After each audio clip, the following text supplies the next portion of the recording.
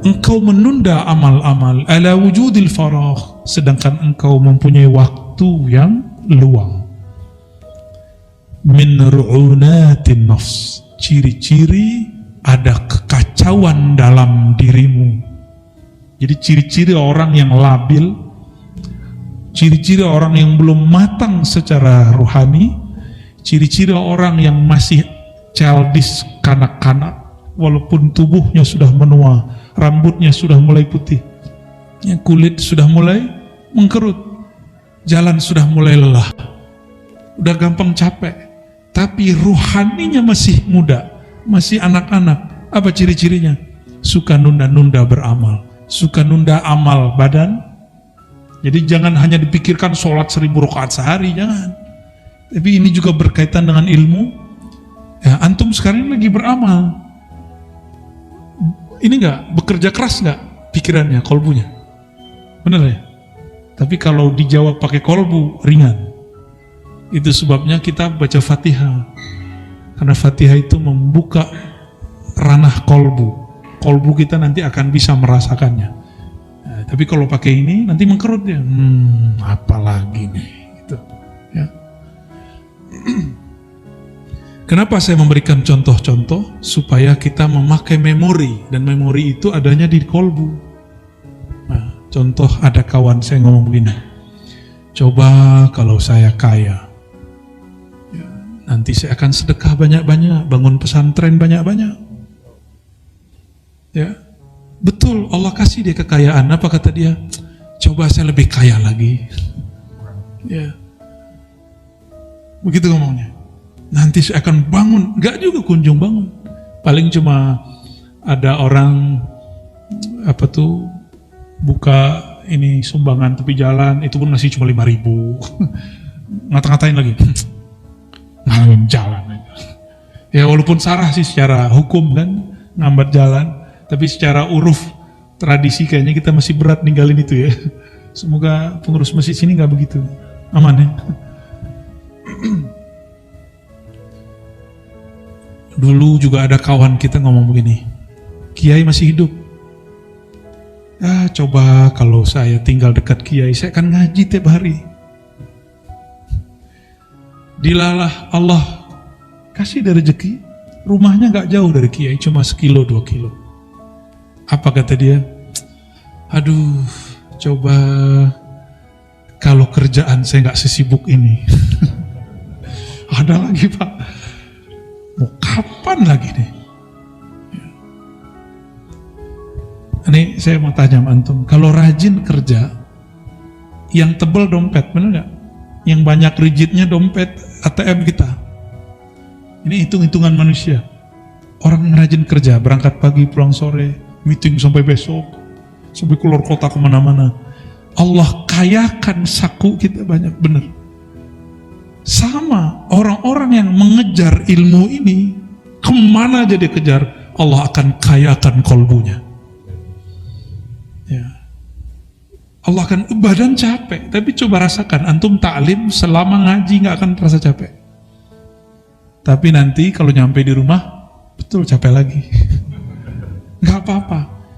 Dalam kelelahan itu ada nuansa rohani yang hidup, sehingga dia kenyang 2 hal. Dia lelahnya 2 kali. Mau nggak yang begitu? Jadi nanti mau jadwalnya jam kerja, pulang kerja kejar aja ya. Masa kita nyari dunia, mau berangkat pagi, pulang besok pagi, untuk ngejar ini kok nggak mau seperti itu. Dulu ada kawan saya juga, ini kawan kita semua ini perjalanan rohani, karena sesama kita suluk, sesama menempuh jalan rohani. Nabi mengatakan al-mu'min mir'atun li akhi. Seorang mukmin akan menjadi cerminan saudaranya. Maka saya berkaca terus, ya Allah, ini terjadi di temanku, sekarang terjadi padaku. Begitu aja bolak-balik. Ya takdir itu kan muter aja Pak, muter aja. Kawan kita ngomong dulu gini, kalau aku nanti pensiun, cari rumah dekat pesantren atau dekat masjid, nanti cari ustadz tahfiz, mau ngafalin Quran. Bener pensiun Pak. Nyari guru ngaji? Enggak. Terus ngapain? nggak tahu deh. Tapi katanya sibuk nonton TV, menonton YouTube. Ya. Ini ternyata emang manusia itu suka nunda gitu. Tanda kedewasaan rohani belum ada. Maka saya berdoa saya dan antum semua, Allah sembuhkan kita dari penyakit ru'unatun nafs, ketidakstabilan rohani. Amin ya rabbal. Ya. Orang matang itu yang capek cuma tubuh, ruh itu nggak pernah capek. Malaikat sholat pernah capek nggak? Malaikat tasbih pernah capek? Maka antum kalau sudah diberi oleh Allah kecanduan ngaji, kecanduan beramal, berarti sudah diberikan nur malakutiyah, nur kemalaikatan. Inilah yang Nabi pakaikan. Kenapa beliau itu tidak lelah ketika sholat malam hari? Ini yang beliau rasakan. Sampai Sayyidatuna Aisyah pertanyaannya apa? Wahai Rasulullah, qad ghafarallahu laka ma taqaddama min dzambika wa ma ta'akhkhar. Wahai Rasulullah, masa lalumu, masa depanmu telah Allah ampuni. Kenapa engkau masih sholat sebanyak ini? Apa jawaban beliau? Aku hanya ingin menjadi hamba yang berterima kasih. Jadi Rasulullah itu sholatnya nggak cari pahala lagi. Rasulullah itu sholatnya sudah maqamat asyukriyah, maqamat syukur. Kalau kita berterima kasih sama orang, ngitung-ngitung nggak? Nggak ada. Antum kalau terima kasih sama pasangan, sama teman, sama guru, nggak ada ngitung. Sampai orang ngira kita gila. Kamu gila ya, kamu fanatik ya? Enggak, itu bukan fanatik. Itu tanda syukur. Syukur kepada Allah harus dimulai syukur kepada makhluk. Makhluk terdekat orang tua. Orang tua ada dua, ada orang tua jisim, badan, ada orang tua ruhani. Teman, ada teman duniawi, ada teman ukhrawi. Kepada mereka kita berterima kasih. Ya, mulailah berbagi sama teman. Ya, jangan pelit. Jangan pelit sama teman. Kadang-kadang teman tuh gak butuh duit kita, dia butuh waktu kita. Ya, maka nongkrong lah sama teman-teman sesekali. Ya, kalau udah pengajian masih boleh ngafe nggak? Ngopi-ngopi masih boleh nggak? Boleh Pak. Yang penting ngafenya ngomongin ngaji gitu. Ya. Saya suka ngopi, suka ngafe saya. Tapi kalau kita ngumpul, kita nggak ngomongin yang di FB itu Pak. Ya, kita ngomongin Allah dan Rasulullah Sallallahu Alaihi Wasallam. Alhamdulillah. Ya. Jadi siap untuk tidak mengundur amal. Kalau ada ustadz, kiai masih di Jakarta sekitar, kejar, ya. Macet dikit nggak apa-apalah. Kalau nggak macet berarti pandemi.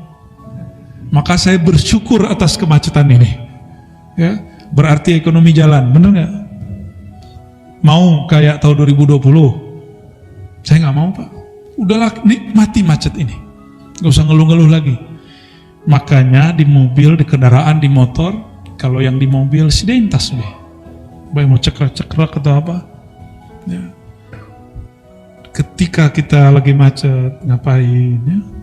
Ini tinggal pencet tasbih. Nah, antum sudah menjadi orang yang berjiwa malaikat. Gak usah mundur dulu pagi sore. Pagi sore itu kan waktu untuk badan ini. Malaikat kan gak ada pagi, gak ada sore sama dia. Ya, malaikat itu ketika dia berzikir subhanallah wa bihamdi subhanallah azim, dari awal dicipta hatta al-yawm, hatta hadzal lail, sampai malam ini dia nggak pernah berhenti. Kenapa kita baca subhana rabbiyal azim? Karena malaikat melengkapi wa bihamdi. Jadi antum kalau baca subhana rabbiyal azim, malaikat nyahut kiri kanan kita, bahkan ada yang turun dari langit wa bihamdi. Dan Nabi SAW mengatakan, orang yang baca subhanallah wa bihamdi subhanallahil azim, ghurisat lahu syajaratun fil jannah, maka Allah tanam bagi dia pohon-pohon surgawi. Kalau ditanamkan pohon untuk kita, tanahnya punya kita bukan? Ini yang disebut ulaika humul warithun. Orang-orang itulah yang disebut pewaris surga Firdaus. Jadi ciri-ciri ini kita kasih tahu, ciri-ciri pewaris surga. Dia zikir pagi dan sore. Dia bahkan zikir di setiap kesempatan dia bisa berzikir. Ini disebut waris. waris surga. Kok disebut waris surga? Di surga itu semua manusia yang ada sekarang, mau mukmin mau kafir, mau yang lahir atau yang belum lahir, itu namanya ada di surga, nama dia ada di neraka. Nama kita di neraka Pak ada. Nama kita ada di surga. Saya nggak tahu tuh nama KTP apa nama apa. Soal KTP kan baru ada kemarin sore Pak. Ya, nama yang mana saya nggak tahu ya, karena banyak orang sekarang sudah mengingkari ilmu nama. Ya, padahal Sayyidina Adam, Allah ajarkan kepadanya ilmu nama. Wa 'allama Adam al-asma'a kullah. Kata Sidi Ahmad Tijani, likulli makhluk, setiap makhluk punya nama, asma, nama-nama. Asma aliyah wa asma nazilah. Ada nama-nama langit, ada nama-nama yang tinggi, ada nama-nama rendah, bumi. Contoh, ada mungkin manajer, direktur, karyawan, itu nama. Dosen itu nama, tapi nama nazilah, nama rendah. Ayah, ibu, kekasih, apalagi punya gelar gak Pak? Enggak, gelar-gelar teman, apa coy gitu, bro gitu dipanggil. Ente panggil mancung, nanti nama nazilah namanya. Coba saya mau tanya, antum mau masuk kantor, tapi nggak punya ID card, bisa masuk? Nggak bisa masuk. Sama, maka kita harus punya nama yang terhubung dengan nama-nama Allah, Al-Asma'ul Husna, sehingga nanti ketika kita dipanggil Allah, kita dipanggil dengan namanya, mungkin Abdurrahman, mungkin Abdurrahim, mungkin Abdul Razak, itu nama-nama ruhani, ya, nama-nama abudah namanya, nama-nama kehambaan, dan itu banyak. Setiap makhluk itu punya nama-nama, ya. Baik, dan itu ada di kitab-kitab Sidi Ahmad Tijani dan beberapa kitab tafsirnya. Baik.